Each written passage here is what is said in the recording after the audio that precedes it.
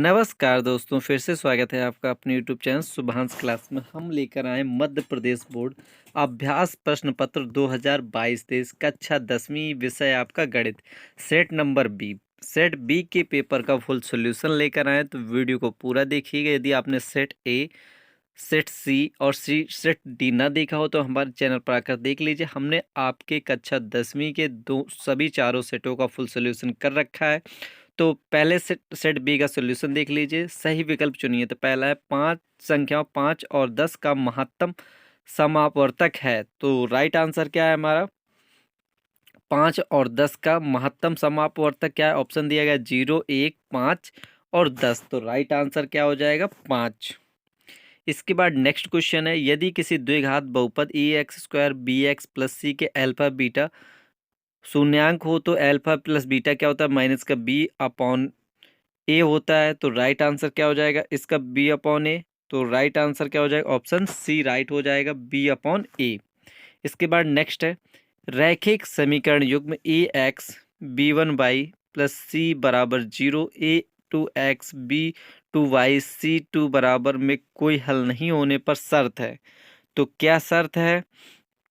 तो right answer क्या हो जाएगा? A one upon A two बराबर B one upon B two not equal to C one upon C two. तो right answer क्या हो जाएगा? ऑप्शन नंबर बी बिल्कुल राइट आंसर हो जाएगा। इसके बाद नेक्स्ट क्वेश्चन है, चौथा क्वेश्चन है, एपी 1, -1, -3, -5 में सर्वांतर है। सर्वांतर कितना है? तो सर्वांतर राइट आंसर क्या हो जाएगा?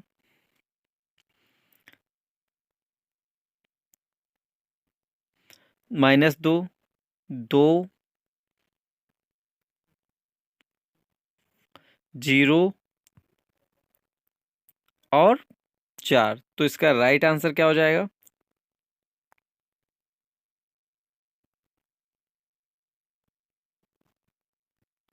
सर्वांतर कितना हो जाएगा? 2। ऑप्शन बी सही हो जाएगा। इसके बाद नेक्स्ट क्वेश्चन है, यदि एक त्रिभुज में किसी एक भुजा का वर्ग अन्य दोनों भुजाओं के वर्गों के योगफल के बराबर हो तो सम्मुख वाली भुजा कितनी होगी? तो यानी एक समकोण होगा। सम्मुख वाली भुजा 90 अंश की होगी। इसके बाद चौथा क्वेश्चन है, बिंदुओं एक ए दिया गया, बी दिया को मिलाने वाले रेखाखंड के मध्य बिंदु के निर्देशांक तो क्या हो जाएंगे? तो ऑप्शन नंबर इसका पहला सही हो जाएगा, -1, इसके बाद नेक्स्ट है, दूसरा रिक्त स्थान भरिए। 3, 2 एक संख्या है, अपरिमेय संख्या, परिमेय संख्या। तो इसका राइट आंसर क्या हो जाएगा? यह एक अपरिमेय संख्या है। इसके बाद नेक्स्ट क्वेश्चन है, यदि पी एक्स एक द्विघात बहुपद है तो पी एक्स बराबर 0 को कहते हैं, क्या कहते हैं? तो राइट आंसर क्या हो जाएगा? वर्ग समीकरण कहते हैं। तो क्या कहते हैं इसको? वर्ग समीकरण। वर्ग समीकरण। इसके बाद नेक्स्ट क्वेश्चन है, किसी द्विघात समीकरण के मूल यदि वास्तविक और समान है तो विविधकर का मान कितना होगा? 0 होगा। समांतर श्रेणी ए प्लस डी, ए प्लस 2D, ए प्लस 3D का 10वां पद होगा। तो 10वां पद क्या होगा? ए प्लस 9D। तो क्या हो जाएगा? ए प्लस 9D। 10वां पद क्या हो जाएगा? ए प्लस 9D। इसके बाद छठवां क्वेश्चन है, वे सभी आकृतियां जिनके आकार समान हो परंतु इनके माप समान नहीं होने आवश्यक नहीं है तो आकृतियां कहलाएंगी, क्या कहलाएंगी? समरूप कहलाएंगी। तो क्या कहलाएंगी? समरूप। क्या कहलाएंगी? समरूप कहलाएंगी। इसके बाद नेक्स्ट है, बिंदु 0,4 अक्ष पर स्थित है। तो 0,4 किस अक्ष पर स्थित है? एक्स अक्ष पर। एक्स अक्ष पर स्थित है। इसके बाद नेक्स्ट क्वेश्चन है, सही जोड़े मिलाइए। तो सेक स्क्वायर थीटा -1 बराबर टेन स्क्वायर थीटा हो जाता है। तो राइट आंसर हो जाएगा, पहले का एफ नंबर राइट हो जाएगा। कॉट थीटा बराबर, तो राइट आंसर क्या हो जाएगा? 1/10 थीटा। तो दूसरे का हो जाएगा ए नंबर। 1 - साइन स्क्वायर थीटा, तो कॉस स्क्वायर थीटा। तो राइट आंसर हो जाएगा ई नंबर हो जाएगा। इसके बाद नेक्स्ट क्वेश्चन है, अर्धवृत्त का परिमाप होता है। तो राइट आंसर क्या हो जाएगा? 1/2 पाई आर स्क्वायर। तो ऑप्शन सी बिल्कुल राइट आंसर हो जाएगा। वृत्त की परिधि क्या होती है? वृत्त की परिधि होती है 2 पाई आर, तो डी नंबर बिल्कुल राइट आंसर हो जाएगा। मूल बिंदु के निर्देशांक होते हैं 0,0 होते हैं। तो ये है आपका फुल सही विकल्प का सॉल्यूशन। तो पहला हो जाएगा पहले का सेक स्क्वायर थीटा, तो 10 square theta. Cot theta 1/10 theta. 1 minus sine square theta, तो कॉस स्क्वायर थीटा। अर्धवृत्त का क्षेत्रफल 1/2 पाई आर स्क्वायर। वृत्त की परिधि 2 पाई आर। मूल बिंदु के निर्देशांक 0,0। अब आता है एक वाक्य में उत्तर दीजिए। क्वेश्चन नंबर चौथा है, एक वाक्य में उत्तर दीजिए। तो थेल्स प्रमेय का कथन लिखो। तो थेल्स प्रमेय का कथन क्या था? यदि किसी त्रिभुज की एक भुजा के समांतर अन्य दो भुजाओं को भिन्न भिन्न बिंदुओं पर प्रछेद करने के लिए एक रेखा खींची जाए तो ये अन्य दो भुजाओं की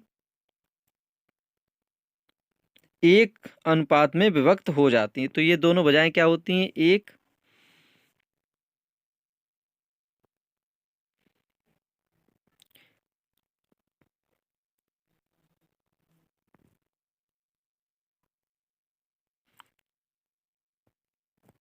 इसके बाद नेक्स्ट क्वेश्चन है। क्वेश्चन नंबर नेक्स्ट दिया गया है, यदि 10 मीटर ऊंचे एक वृक्ष की छाया 10√3 मीटर है तो सूर्य का उन्नयन कोण कितना होगा? तो राइट आंसर क्या हो जाएगा? सूर्य का उन्नयन कोण 30 अंश होगा। कितना होगा? 30 अंश। इसके बाद नेक्स्ट क्वेश्चन है, द्विघात समीकरण A x square B x plus C बराबर 0 के विविधकर का सूत्र होगा। तो क्या होगा? B square minus 4ac। तो क्या होगा? तीसरे का राइट आंसर क्या हो जाएगा? B square minus 4ac। इसके बाद नेक्स्ट क्वेश्चन है, चौथा क्वेश्चन है, वृत्त की एक छेदक रेखा वृत्त को कितने बिंदुओं पर प्रछेद करती है? तो राइट आंसर क्या हो जाएगा? केवल एक बिंदु पर। तो क्या करती है? केवल एक बिंदु पर। पांचवा क्वेश्चन है, शंकु के आयतन का सूत्र क्या होता है? शंकु के आयतन का सूत्र होता है 1/3 पाई आर स्क्वायर एच। तो क्या होता है? 1/3 पाई आर स्क्वायर एच। तो ये क्या होता है? शंकु के आयतन का सूत्र होता है। इसके बाद छठवां क्वेश्चन है, 3,3 4,5,5 का समांतर माध्य क्या होगा? तो समांतर माध्य राइट आंसर क्या हो जाएगा? 4 होगा। इसके बाद सत्य असत्य है। पांचवा क्वेश्चन है, यदि A B C A P में है तब बी बराबर ए प्लस c/2। तो राइट आंसर क्या हो जाएगा आपका? पहले का सत्य हो जाएगा। किसी निश्चित घटना की प्रायिकता का मान 1 होता है। तो ये भी क्या हो जाएगा? राइट हो जाएगा। गोले का संपूर्ण पृष्ठ पाई आर स्क्वायर होता है जहां आर गोले की त्रिज्या होती है। तो ये क्या होता है? राइट आंसर नहीं हो, रॉन्ग आंसर होता है। चौथा क्वेश्चन है, किसी वृत्त की अनंत स्पर्श रेखाएं हो सकती हैं। तो चौथा क्या हो जाएगा? राइट आंसर हो जाएगा। यदि किसी घटना की प्रायिकता p है तो p क्या होगा? 0 से बड़ा होगा या बराबर होगा, 1 से छोटा होगा या 1 के बराबर होगा। तो ये भी एक राइट आंसर है। छठवां क्या है, क्षैतिज तल से ऊपर की ओर देखने पर दृष्टि रेखा क्षैतिज रेखा के अनुवन कोण बनाती है। तो ये कैसा है? रॉन्ग है। तो पहला सही है, दूसरा सही है, तीसरा गलत है, चौथा सही है, पांचवा सही है और छठवां गलत है। अब इसके बाद नेक्स्ट क्वेश्चन है।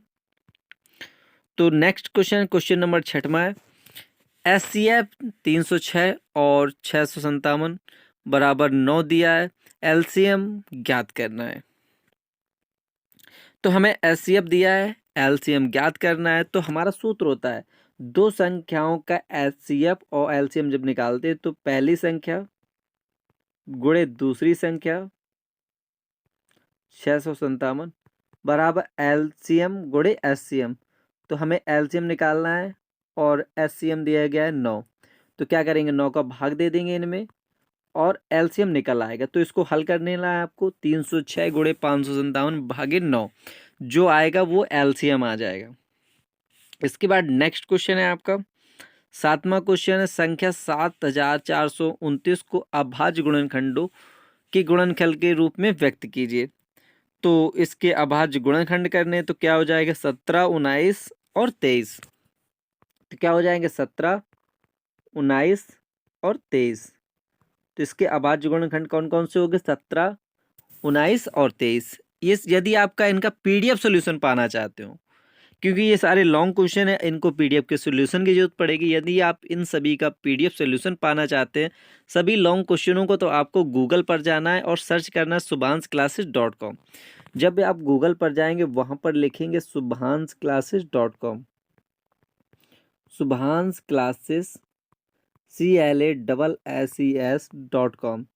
जब आप गूगल पर सर्च करेंगे subhansclasses.com तो वहाँ पर मिल जाएगी हमारी गूगल वेबसाइट, जहाँ से आप कक्षा 10वीं के सभी सेटों के फुल सॉल्यूशन आप प्राप्त कर सकते हैं। तो गूगल पर जाना है, सर्च करना है subhansclasses.com, तो वहाँ पर मिलेगी हमारी गूगल वेबसाइट, जहाँ से आप इसका फुल पीडीएफ सॉल्यूशन डाउनलोड कर सकते हैं। मिलते हैं नेक्स्ट वीडियो में, तब तक के लिए बाय बाय।